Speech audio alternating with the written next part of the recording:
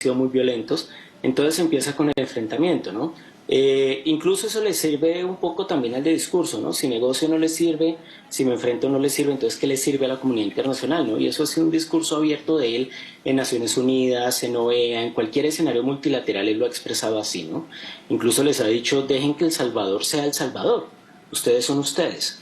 Entonces, lo que se rescata y quizás es algo que muchos líderes en América Latina imitarían, es como el estilo, más que las medidas como tal es el estilo, porque es un estilo que es muy calmado, ustedes escuchan a Bukele, es un tipo muy calmado, digamos, no se le nota un poco como esta congestión que se le notaba a un Bolsonaro, o un afán de mostrar algo como se le notaba a un Duque en Colombia, sino que simplemente va y va diciendo y va haciendo, ¿no? Yo creo que el estilo es lo que también encanta un poco de todo esto que está ocurriendo en El Salvador.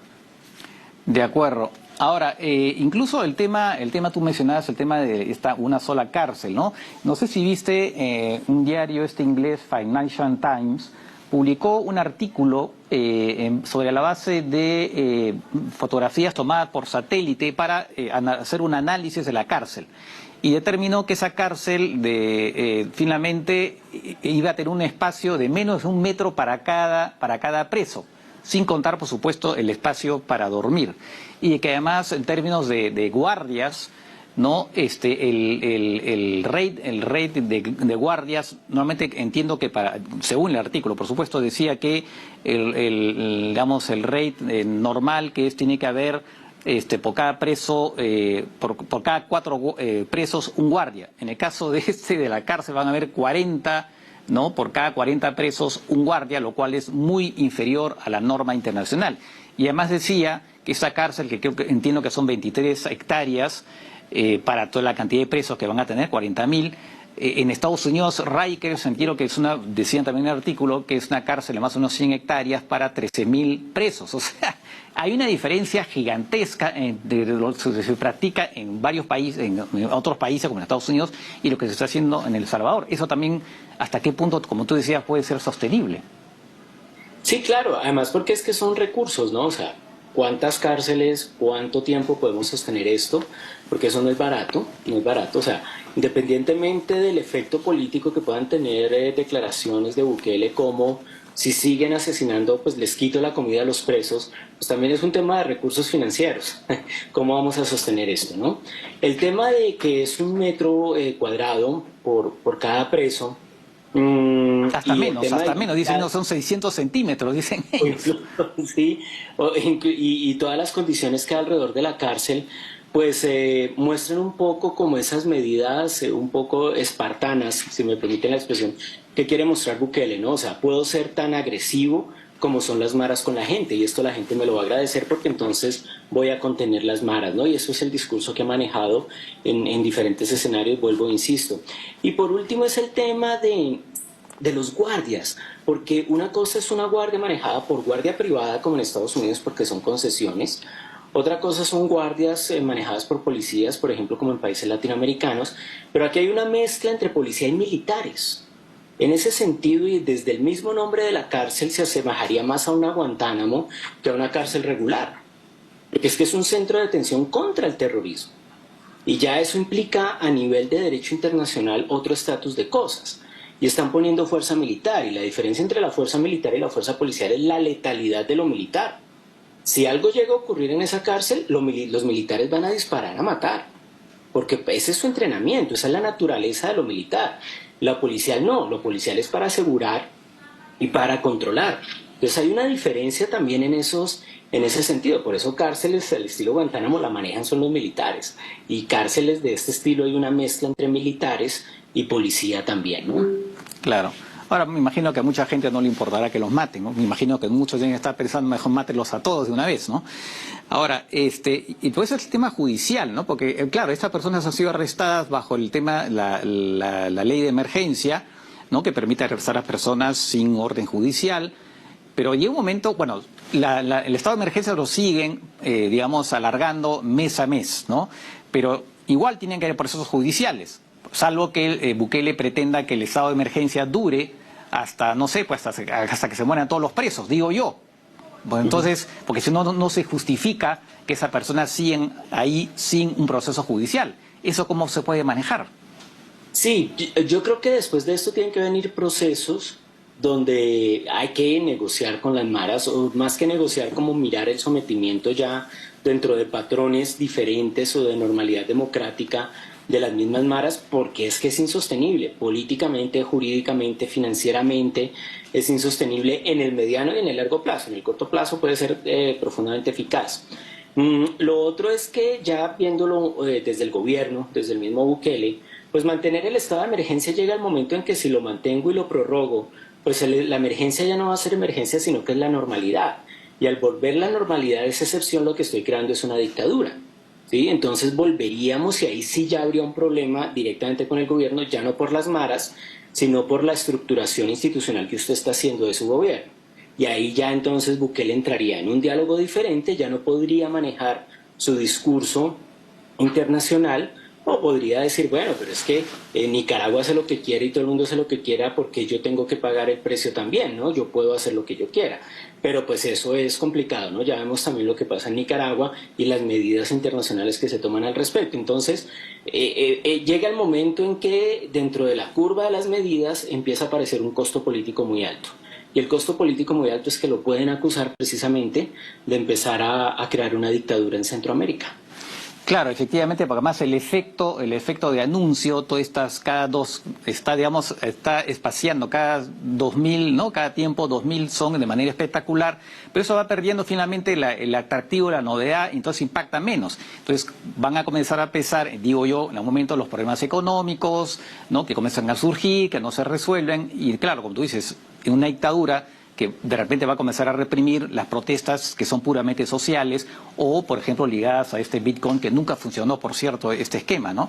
Claro, efectivamente tú dices, se podría ir a una dictadura ahora sí que podría afectar incluso cuando la gente comience a protestar por temas estrictamente sociales, ¿no? Sí, claro, y ya que tocabas, Francisco, el tema del Bitcoin, puede ser una de las salvaciones económicas y si bien El Salvador ha logrado niveles de desarrollo que antes no tenía, pues no fue como el esplendor de lo que se esperaba, porque precisamente la volatilidad y ahorita los mercados globales pues tienen serios problemas. Mm, pues eso hace que con el tiempo las medidas fuertes, si no se acompañan con desarrollo económico, la gente las empieza a resentir. Claro. La fuerza política y la represión se acepta, entre comillas, cuando yo tengo desarrollo, Claro, cuando mi país está creciendo, cuando yo siento que vamos hacia algo. Pero claro. cuando no se acompaña de eso, ahí empieza el problema. Claro, y eso lo vemos efectivamente, la popularidad de presidentes autoritarios se ha dado, por ejemplo, en el caso de Fujimori, ¿no? Que tiene una popularidad que finalmente casi nos desmintió prácticamente, el caso de Putin también, él probablemente de repente está apuntando a algo así, que finalmente el impacto de lo que ha generado con esto en las maras, finalmente le pueda sostener cierta popularidad. Pero claro, como tú dices, si no hay tampoco resultados económicos, pues eso va a ser bien difícil mantenerlo, porque no todo puede ser tema de seguridad, ¿no? Sí, claro, yo creo que uno de los ejemplos, aparte de los que muy bien ha señalado, es Xi Jinping, que lleva para un tercer periodo. Pero Claro, ¿qué es China en los últimos 10 años? claro, ¿Sí? Entonces, claro, ya es la segunda potencia económica del mundo. Entonces, claro. pues hombre, necesitamos al Partido Comunista Chino, pero es que China va a un nivel pues muy diferente a otros países. Ahora, hablando precisamente de otros países de América Latina, ¿no? Efectivamente, tú dices, claro, El Salvador es un país pequeño y no se puede comparar, ¿no? Lo que puede hacerse a ese nivel con lo que puede hacerse a un nivel de otros países mucho más grandes. Lo que estamos viendo, efectivamente, cada vez más es de todas maneras estamos viendo un crecimiento del crimen organizado en varios lugares. En Ecuador, acabo de ver que en Costa Rica los homicidios, que Costa Rica es un país supuestamente tranquilo, pero están aumentando cada vez más. Y después en Chile se acaba de dar una ley contra el crimen organizado también, que entiendo que nunca habían tenido antes, ¿no?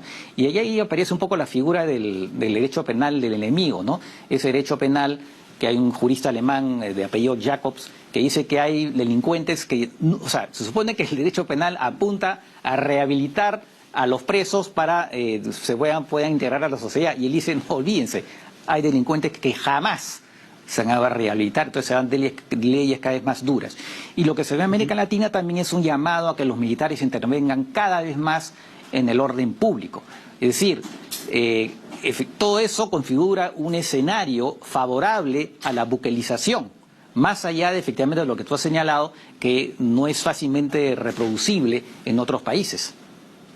Sí, sí, no, y en ese punto, digamos, estoy de acuerdo en que hay una variable de seguridad que América Latina no había tenido en cuenta, pues Colombia sí, en algún momento, y es el problema de orden público a partir del crimen organizado.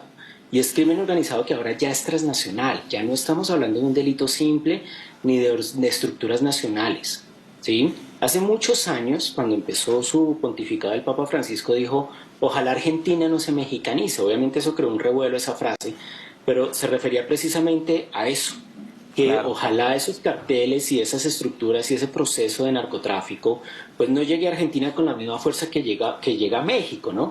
Y Rosario, pues el norte de Argentina, las rutas, Brasil, la triple frontera, clanes como el clan Baracat, contrabando, tráfico, o sea, empiezan a aparecer y crean de América Latina un problema de crimen organizado bastante fuerte, ¿sí? Claro, claro, Los países no estamos listos para eso porque siempre asumimos que nuestro problema era un problema político de subversión derivado de la Guerra Fría.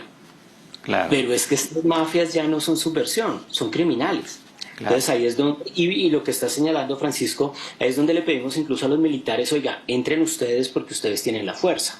claro, ¿Sí? claro. Otros países que lo han enfrentado, pues digamos que han creado otras fuerzas o le han dado mucha fuerza a su policía. Estoy pensando, por ejemplo, en agencias como la DEA, estoy pensando en cosas como el FBI, estoy pensando en la Guardia Nacional Española, donde lo militar pues se maneja de una manera diferente. Nosotros no, nosotros tenemos que echar mano de lo que tenemos inmediatamente. ¿Y qué tenemos fuerte? Por ejemplo, países como Colombia y Perú que tienen una historia de conflicto similar. Pues la fuerza militar, ¿sí? Claro, La fuerza claro. militar y la inteligencia. Ahí es donde vamos a empezar a tener, digamos, como unos desafíos interesantes.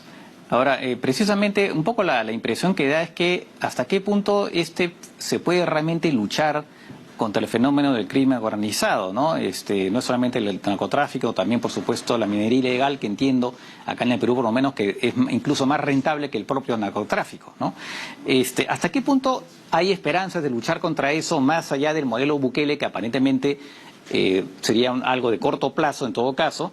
Y además es un país distinto. ¿Hasta qué punto hay la perspectiva de luchar contra eso? Porque como tú dices, son mafias cada vez más internacionales, es muy difícil de luchar contra ellas, el tema de la corrupción, ¿no?